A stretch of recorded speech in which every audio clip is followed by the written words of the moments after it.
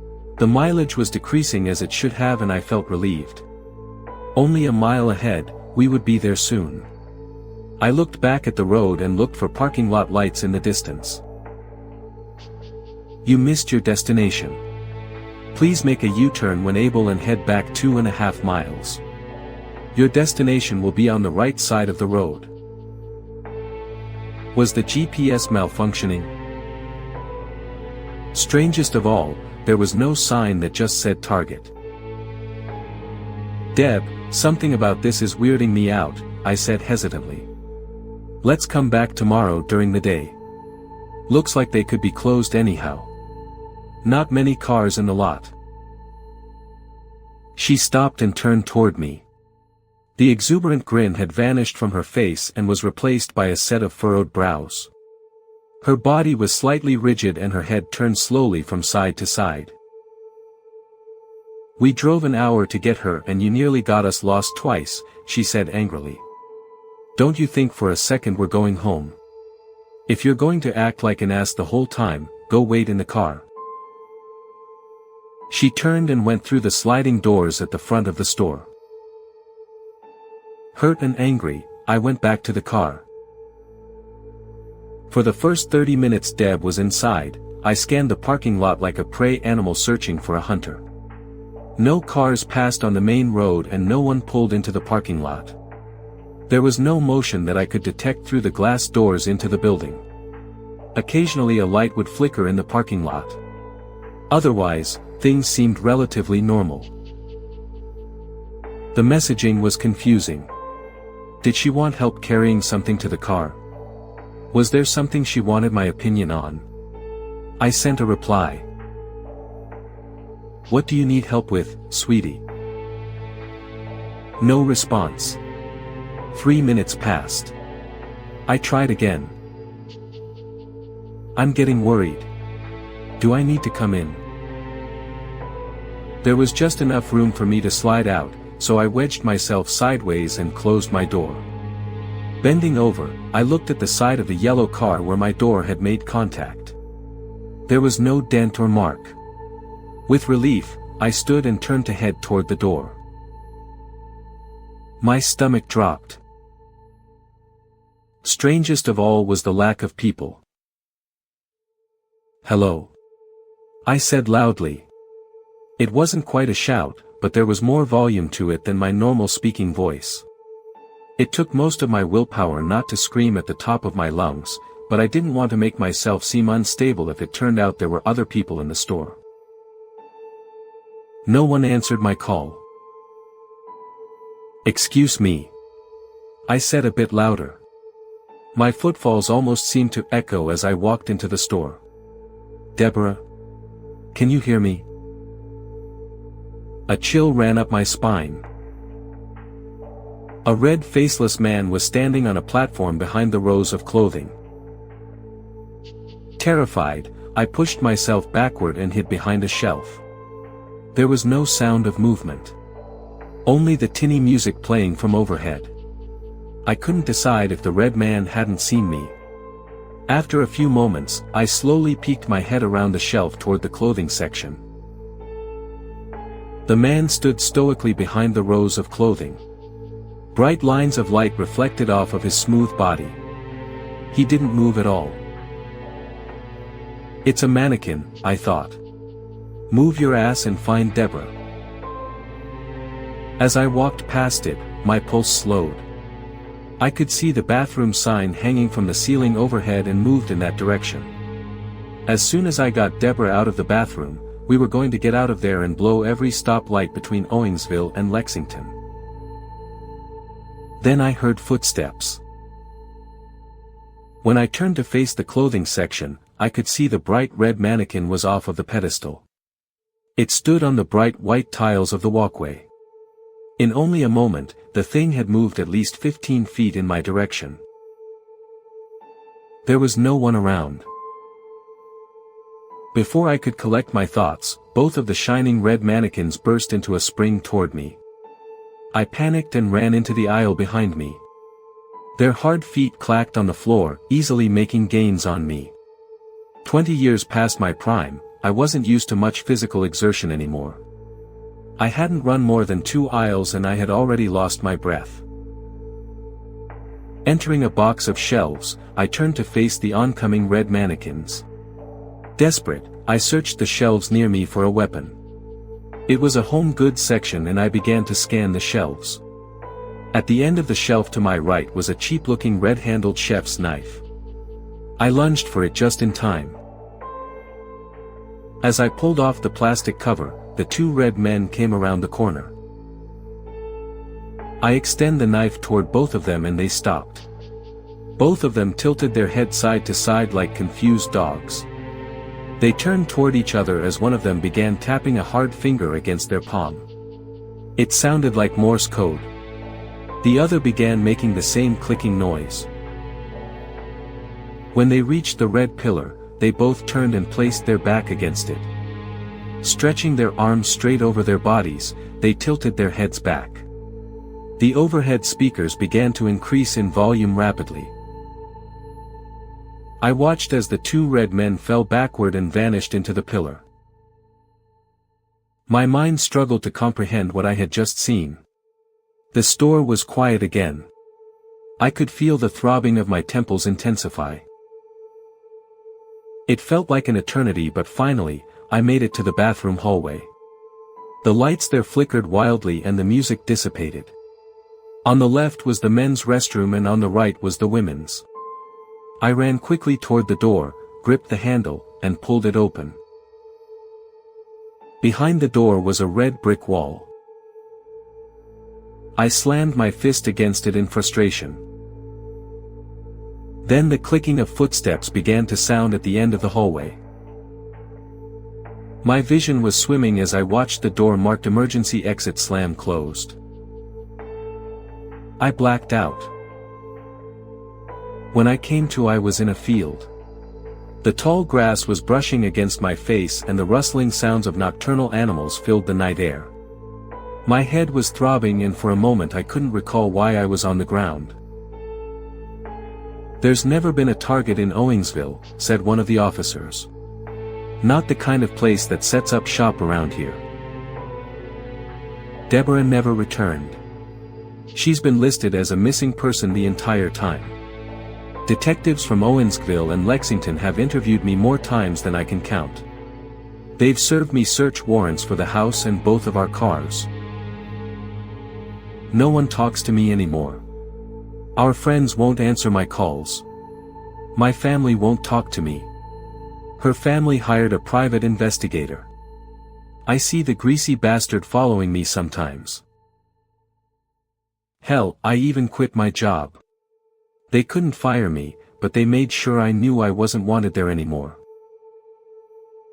But maybe it will change. It was a Target mailer. The same one Deborah showed me all those months ago, just advertising a different location. There was the same group of red-vested employees smiling at the camera. Cheesy grins and everything. Right in the middle was a face I knew so well. She was smiling that same smile I'd seen 1,000 times. Still with us? Good. That last one was just the warm-up. Let's go deeper. Man Up, by Pippinacious.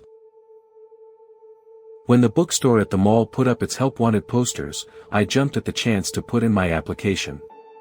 Between being an avid reader who had practically lived amongst the store's shelves in high school and a broke community college student taking a semester off to save money, it seemed still customer service. I got used to people coming in and asking for that popular book, the one made into a movie, and the edgy teens who moved the Bible from the religion section to fiction. Finding half-eaten pastries from our cafe hidden in all sorts of creative places that weren't the conveniently placed garbage cans was an everyday activity, and gently reminding parents that we weren't babysitters was a frequent thing. It was far from all bad, though. A lot of our customers were quiet and pleasant, it was clean, for the most part, management was nice, my coworkers friendly, and I got a tidy little discount on my own purchases.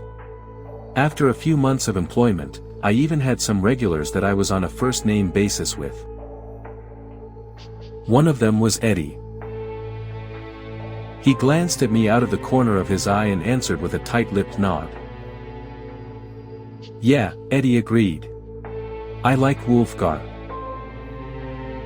Whenever I saw Eddie after that first conversation, we'd exchange pleasantries and talk about the new releases that had just come in. I wasn't the fantasy buff that I'd once been, so sometimes it could be hard to keep up, but Eddie just seemed to like having someone to talk to, and he kept me company while I stocked and straightened shelves. I didn't comment on the fact that he was in almost every afternoon and often stayed until it was just about closing time. I figured he wasn't causing trouble, so it wasn't my business.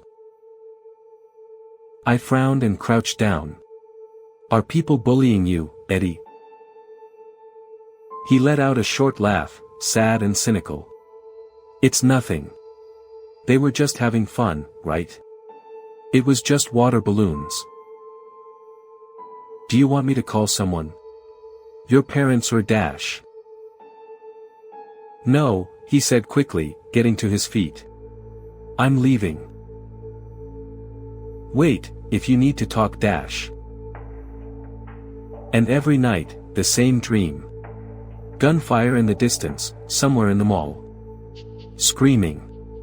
Panicked footsteps stampeding towards exits. Eddie in the entrance to the bookstore with red hands and splatter across his face. Man up, he snorted to try and hide that his voice had cracked just slightly. He'd said that once before, I remembered. You need to get help, talk to someone. It was obvious he was repeating someone, and I felt such a rush of anger towards them for putting that bull in his head. I followed him down the aisles to the fantasy section, where he pointedly tried to ignore me, but I was persistent. After minutes of not responding, he finally sighed and looked at me. There was anger in his face, sharp and deep, but it was clouded heavily by the sadness I saw there, too. But you shouldn't have to put up with this. Excuse me. I started to say at the same time Eddie said, Sorry, Dad. God, when are you going to man the fuck up, huh? No wonder you get your ass kicked. He shook his head in obvious disgust. Get moving, Mom's got dinner waiting. It was 6 o'clock, 3 hours into my shift, when I heard the first loud pop from off in the distance. The screams that followed were exactly the same as they'd been in my dream. The store had gone very still all of a sudden, and all eyes had turned towards the glass front doors that led into the mall. Was that a Dash? Someone started to ask, but another series of shots rang out. It was all the answer they needed. Chaos erupted. People were diving between bookshelves, overturning chairs to duck behind, a few even clamored behind the counter with me and a couple coworkers. There was screaming and crying, the occasional plea for others to be quiet, but nothing seemed so loud as the gunshots echoing throughout. It was all too familiar. Automatically, without thinking, I turned towards the doors. There he was, dressed all in black, coming towards us, reaching for the handles with his red hand. There were drops of blood splashed across his face, and one trickled down his cheek like a dark tear. I blinked stupidly. I stammered at him, too terrified to form words. I saw the same fear in him that I was feeling as he ran back out of the store and into the mall, where the gunfire continued.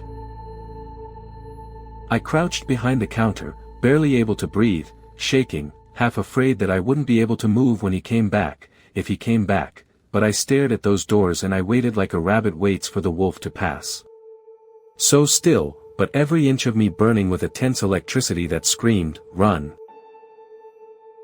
Amidst the rush of people desperately trying to escape, a tall, lanky boy dressed all in black dragged a wounded elderly man away from the madness back into the bookstore. The all clear was given moments later. I had to help Eddie to his feet. He was trembling and sobbing and staring down at his blood-stained hands. Now that the adrenaline had worn off, the reality of what we'd been through, what he'd risked, were sinking in. I'm sorry, he kept saying, trying unsuccessfully to stem his tears in shame. I need to man up. I'm sorry. I wanted to tell him that that was stupid. That crying and being afraid didn't make him less of a man. That, manning up, was a stupid, bullshit concept, and his dad and his bullies were stupid, bullshit people for making him feel bad for being different, for feeling. I wanted to tell him that he was a hero. And I would, eventually, but in that moment, all I could do was hug him. You're still tuned to HorrorSlop. Frequency unknown. Stories endless. Let's spin the next nightmare. The Hidden Playground, by Colorblindness. It was a small patch of green surrounded by tall pines and myrtles all around. I didn't remember seeing it any time previously during our walks, but the place looked rather old. Something about the place felt immediately wrong to me. It was too quiet. Too still. There was a slow fog drifting along the grass. Eli. Be careful. I called out. Of course, being only 3.5, he didn't listen. So I sat on the bench nearby and watched him play.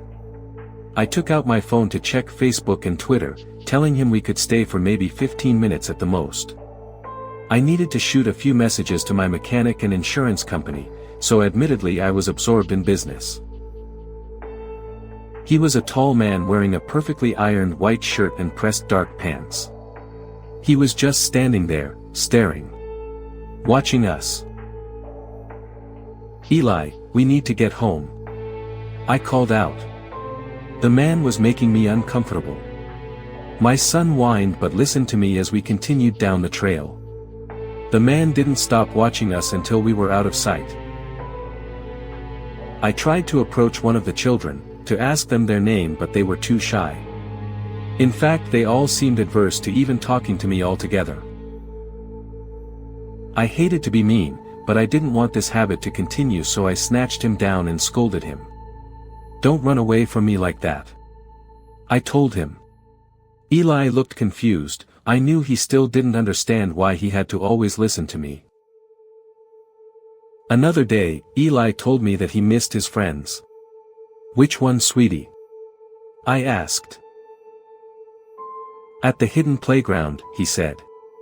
The name he gave it was disconcerting but fitting given the fact that it did seem hard to find. In fact, when Eli wasn't with me I couldn't find it at all even when I tried. I don't think we should go back there again, bud. It doesn't seem safe, that equipment is rather old, I told him. I just want you to be safe, I told him as he cried in my arms. Don't touch my boy, I warned the stranger. Mom. I'm gonna be okay. Eli said in frustration. For 3 years old he always acted like he was 30. Look how happy he is here, the stranger said as he stepped away from Eli and then gestured to the other children nearby. They hadn't been there a moment before. They all are, he added. The way he said it made a chill run up and down my spine. Their laughter kept echoing in the still air. I keep them safe. Until they are ready to move on, stranger explained softly. He was looking at Eli and seeing him laugh. It sounded so perfect. When they are ready, they stay here, he added. I felt my mouth go dry. My son got off the swing and chased after some of the other kids. Stay. He can't stay, I said desperately. My hands were shaky. I felt paralyzed. I called to Eli to leave, but he wouldn't listen. It's okay to let go, the man insisted. He touched my hand and smiled. Eli ran up next to me and tugged at my pants. Mommy, there's a tree house and a merry-go-round. Can I go, Mommy? Can I? I don't think I can remember a time he was happier. It was time to let go. "Sure, bud. Go have fun." He hugged me as tight as he could and then ran toward the tree line. The man followed behind and then nodded toward me in thanks. A moment later they were gone. I stood there a moment longer, transfixed by the sights I had just seen, watching as the swings and the slides faded away, until nothing was left besides the green grass. And sometimes I hear the children laughing and I know they are where they are meant to be. 330. Anyway, let's lighten the mood with something fun and... Nah, just kidding. It gets worse. Hit it. So, with the holidays coming up, everyone is thinking about how fat and miserable they'll feel by the new year. You know how it goes. It starts innocently with a fun-sized Snickers bar, or 2, or 5 while loading up the treat bucket. Then the kids go trick-or-treating and you suddenly have a boatload of delicious, potentially razor-blade stuffed goodies that must be inspected for safety. Oh look, Skittles. I'm gonna taste the rainbow. Then comes pre-Thanksgiving.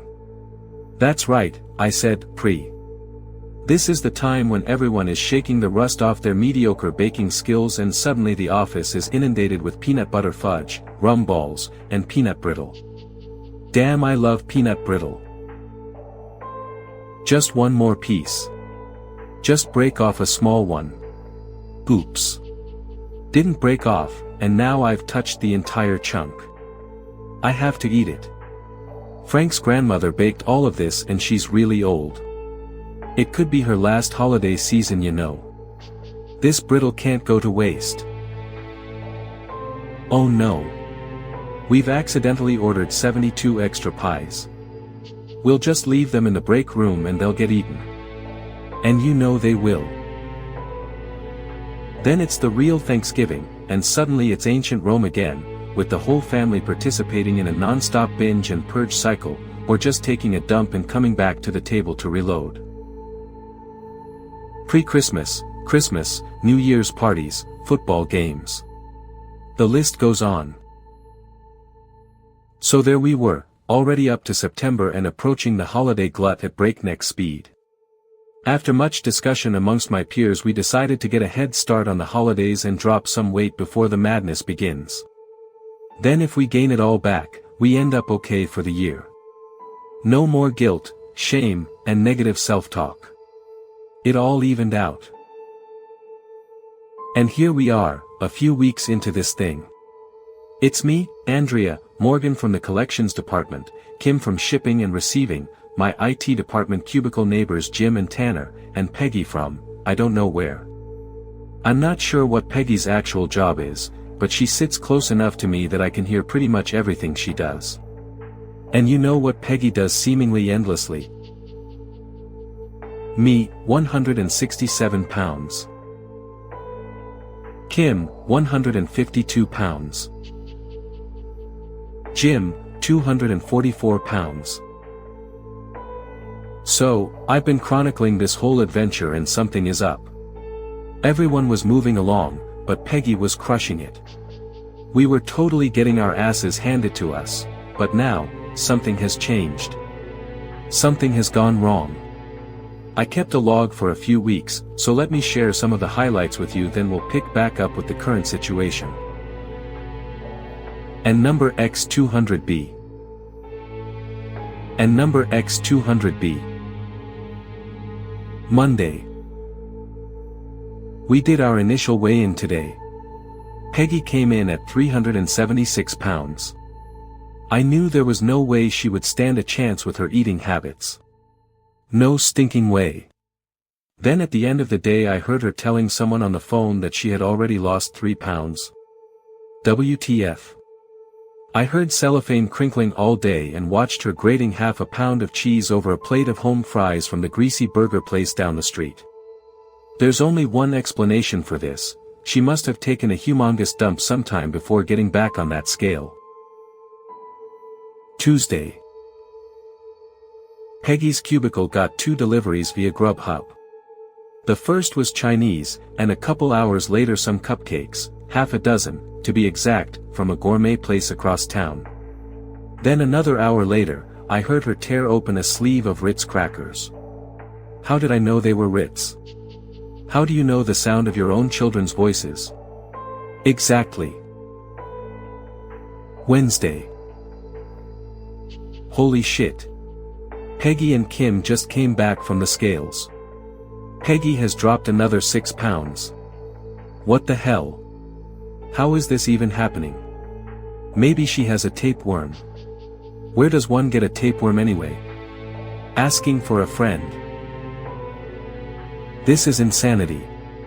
Peggy and her witness just came back from the scale. Down another 6 pounds. That's 15 pounds lost this week, in 4.5 days. It's no lie. I literally can see her clothes loosening up. She's shrinking. On a related note, she's been burning incense in her cubicle. I really don't mind the smell, as it reminds me of this hippie guy I dated in college, and he was always a sweetheart, although his bathing habits needed work. Anyway, she's burning the incense and I could swear I'm hearing her whisper praying, or chanting or something. Maybe I'm losing my mind. Who knows?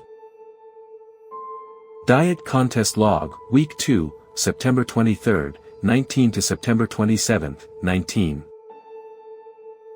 Me -4 pounds. Morgan -3 pounds. Kim -2 pounds. Jim +1 lbs, which means he lost a pound over the weekend, but it was one of the pounds he gained after the contest started. Still, progress is progress, right? Yeah. 21 pounds. That's not a typo. She lost an additional 6 over the weekend. Tuesday. Peggy's dietary onslaught continues. She pounded a burger from a place downtown that is so big you get a t-shirt just for finishing it. I'm sure there's no shirt available that will fit her. She even ate the fries and drank a milkshake. I'm just waiting for her to throw up right there in her cubicle. It's 2 p.m. and Kim and I just got back from our daily walk to burn off some calories. I'm sure I was totally overloaded with energy to burn after a lunch of 2.5 celery sticks and a tablespoon of peanut butter. She went back into the building as the shady station wagon slowly creeped down the alley, and we quickly finished our lap to get back to the office. Kim snuck around behind Peggy and snapped some pictures of what she was taking out of the bag. I kid you not, it was one of those little things you put in a bowl of water and it grows huge. I used to have a few, like a little alligator the size of a Hot Wheels car that grew about 6 inches long after being submerged. They were pretty fun, but this was no alligator, it was Peggy. A very tiny Peggy. Wednesday. Diet Contest Log, Week 3, September 30th, 19 to October 4th, 19. And number X200B. I came in early today to do some snooping. The Peggy rag doll was still on the desk, and it was wrapped so tightly in rubber bands that it could get no smaller. Now it was just laying off to the side, looking discarded. The real attraction was still the little Peggy water swelling thing. It had been lying on the desk since Wednesday, so over the course of almost 5 days it had shrunk by about 15%. I don't recall my toys lasting that long in the shrinking process, but it's 25 years later now, so I'm sure shrinking alligator technology has improved a bit. She looked up and saw me, and to distract her from realizing I had been spying, I asked how much weight she was down. She made a little grin, then skipped over and grabbed Kim to go be her witness at the scale. Okay, my 5th grade brain just sent me a bat signal, suggesting I do some math on this thing. Peggy was at 345 on Wednesday, and we already established that today she's down another 51.8. You know what 51.8 is? It's 15% of 345. Please don't check the math. I'm really shitty at math. So, obviously this has become a race for second place, but regardless, here are the end of Monday weigh-in results as we start week 3. Kim -3 pounds. Tuesday. It's about 1 p.m. and Peggy just let out an overly dramatic scream. We all ran over to see what was wrong, and she looked fine. But, she was red-faced like I've never seen. I mean very, very angry and almost looked a little scared. She barely calmed down enough to tell us what was going on. Apparently the custodian had thrown away little Peggy the shrinky thing. She ran out to the dumpster but trash collection had already been and gone. The shrinky thing is gone for good. Peggy ran off in a flurry. Kim followed at a distance and came back to report Peggy was out in the alley on a phone call, and frantic. It was a one-sided listen, obviously, but Kim apparently heard her say, "I need something else, right now, and I don't care what it costs." // side note // Jim has been spending an awful lot of time at Peggy's desk the past few days. I guess with her dropping all that weight, and no loose skin. WTF, he's got the hots for her. I'm guessing he wants to jump in there now and hook her in before her self-esteem really ramps up and she starts looking for someone better. Haha. Good plan, Jim. Really, things were relatively quiet on the home front today. Jim is still at Peggy's desk constantly, spittin' game as best he can. She seems receptive to the attention. Still no eating sounds coming from her desk. We did a mid-morning weigh-in today. Kim is down another pound. I'm down 1 more, and Tanner has gained a pound. Morgan and Jim both have dropped 3 more. Peggy passed on the opportunity. When Peggy got up to go dry off a bit, I snuck over to her cubicle and slightly unscrewed the light bulb, making it go dark. When she returned I could hear her cursing under her breath as she flipped the on-off switch back and forth, then the grunts and oofs as she crawled under the desk to check the power cable. She sighed heavily and sat back down. I peeked over at her several times over the course of the next hour and she was dry as a bone. She also looked pissed. When Peggy went to the bathroom again, I snuck back over and tightened the bulb, restoring the light. The hula girl went back at it, and when Peggy arrived back at her desk she let out a squeal of delight. A few minutes later, the sweat was pouring off her again and the sounds of a snack cake wrapper crinkling filled the air. And number X200B. Okay, so we're back to the present. I stopped logging the events of the contest after I discovered the witchcraft Peggy was using to crush us all so badly. And number X200B. And number X200B. While I continued to ponder my options, a heated discussion developed between Jim and his ex, Sharon, on the other side of the room. I couldn't make out all the details, but it was clear Sharon was upset about Jim's budding relationship with Peggy. However, he was holding fast and basically told Sharon to shut her mouth and mind her own business. Sharon stormed out of the room and Jim wandered back over to Peggy's cubicle to give her the recap of the argument. It was all in hushed tones, but every so often Peggy would giggle or softly clap her hands while laughing, no doubt relishing her victory in the battle for Jim's affection. Bitch, he's mine. Bitch, he still loves me. As you can see, Sharon's grammar could use some work, but this diet contest was really heating up. I shared the juicy gossip with Kim, Morgan and Tanner, and suddenly there was a renewed sense of excitement in the air. There's nothing better than a love triangle in the office, right? Of course not. So about a week went by without much of anything going on. I kept up with the kale and carrots, Kim and Morgan were taking extra walks, Tanner had all but quit his diet, and Jim was steadily dropping a few pounds a day with the help of a little plug-in voodoo volcano on his desk that just hisses out steam all day. He and Peggy were also getting pretty serious with their PDA and it looked to me like he liked her more than the extent that their agreement stipulated. Sharon was still watching Peggy's cubicle closely, but she didn't have the scowls and dirty looks she'd had the previous week.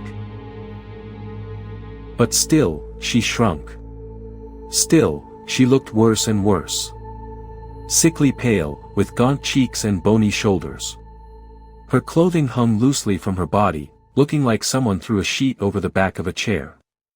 And all the eating, all the crunching, chewing, drinking, and face stuffing in the world wasn't changing anything.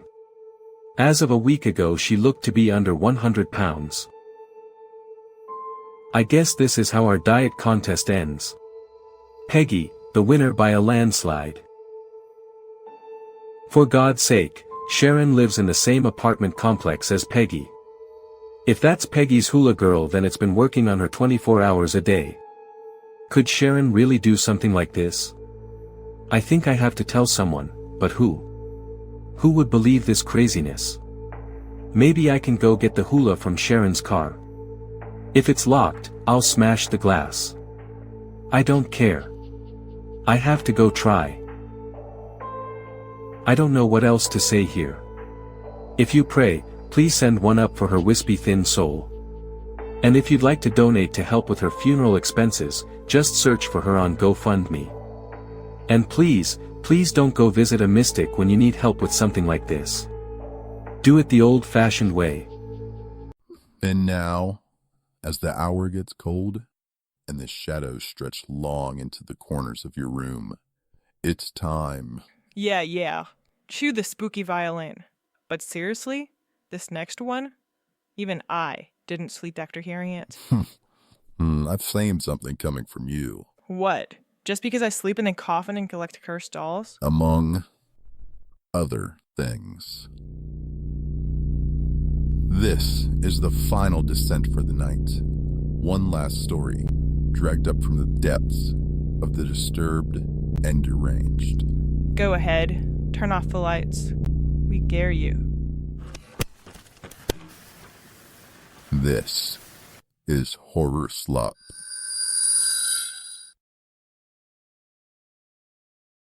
Do not go outside.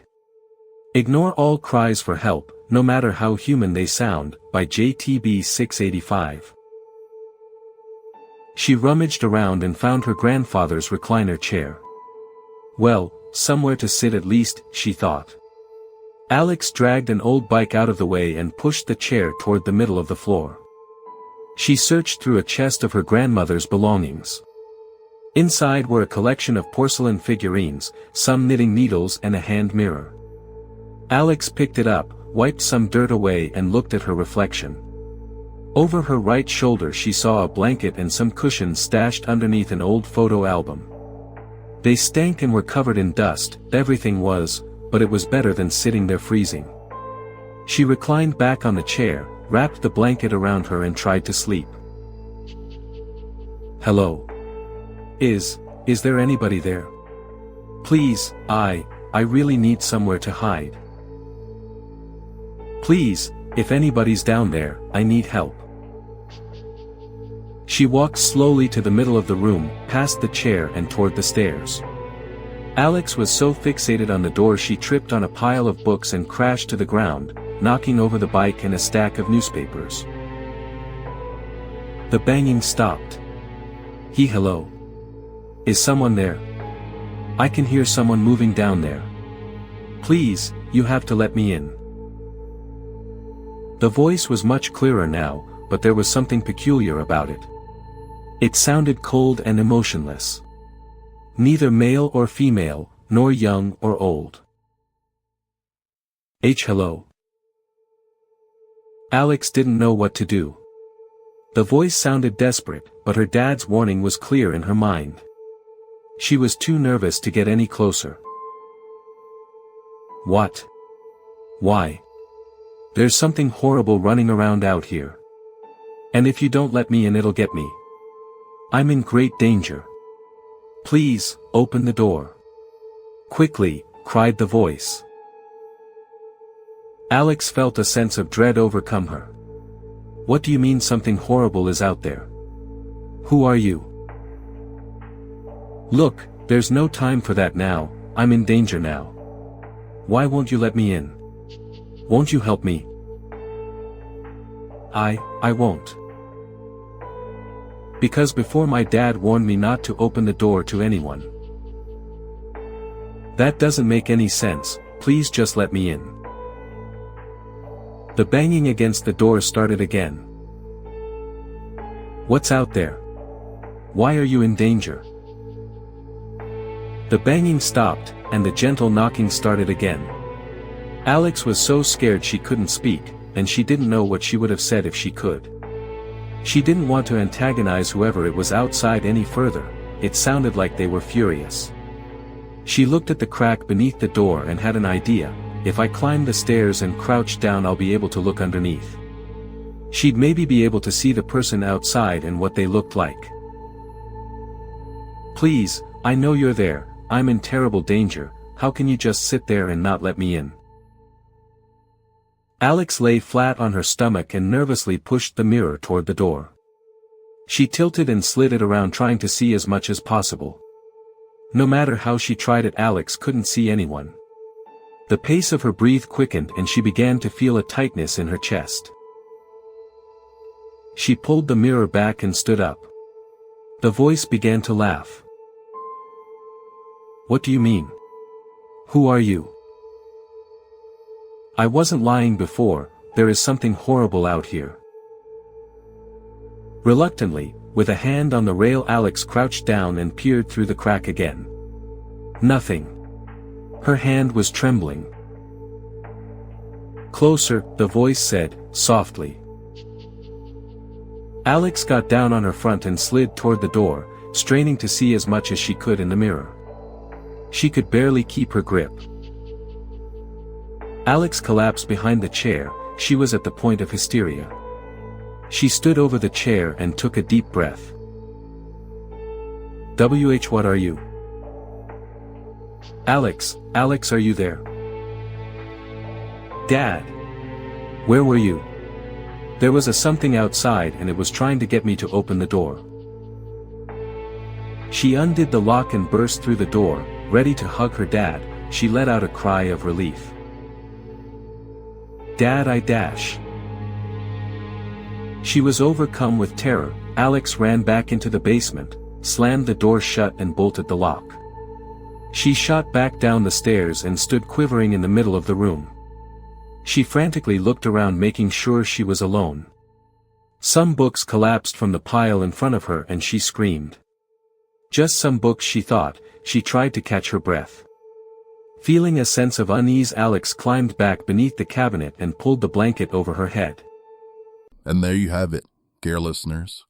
One final scream, echoing into the void. Yeah.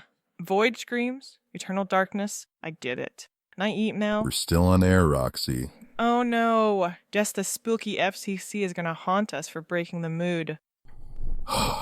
If you enjoyed tonight's descent into depravity, don't forget to like, subscribe, and what does he always say? Stab that bell icon like it's your ex possessed by a demon, and leave a comment telling us what story made you question. I have choices. And if you survive the night, we'll be waiting. Same dat time, same dat crypt. You're the reason we have complaints, you know that. You're welcome.